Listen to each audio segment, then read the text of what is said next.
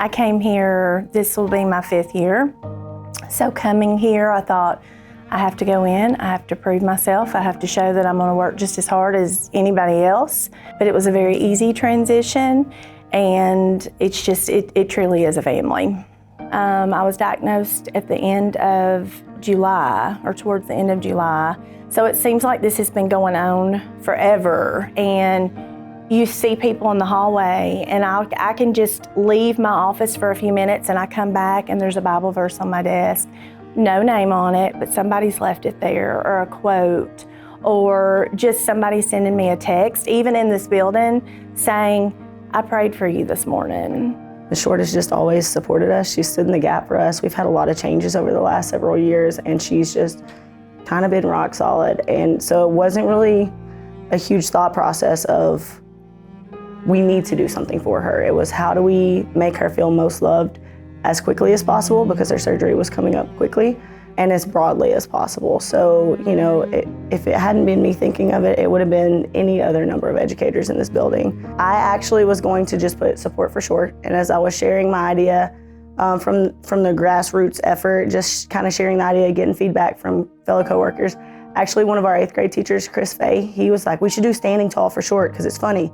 And that's what we're doing. And so we just really want her to know that it's okay to go home and take care of you, because you've stood so tall for us that we're just gonna stand in the gap. We're gonna take care of this so you can be at home and do what you need to do so that you can be your best you. Whatever we can do, however we gotta get it, whatever we need to make, whatever we need to buy, we want to make sure that Deanna knows that we're here and that we love her, whatever she's going through. And when they were explaining, like, we want her to be able to feel that and see it, and we want her to know that, you know, we're here for her, and to have that visual piece, we were all about it. You know, when anything like this is happening to someone, the people who care about them want to do something, right?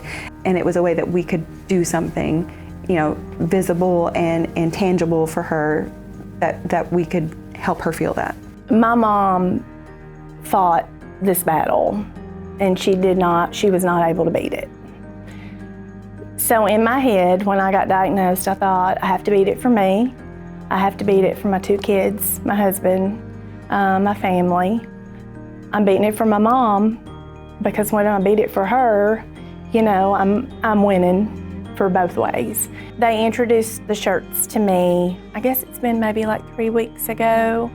And it was a surprise. I had, you know, been sitting in the theater and we were having a faculty meeting, and then I got called out, and a couple of things, you know, that were supposed to happen that they needed me for. And then all of a sudden we come back in and they're all just standing there. It was very overwhelming, but in a good way. So I know that when I leave here today, I'm not just fighting for myself, my family, my mom, but I'm fighting for West Creek Middle School too.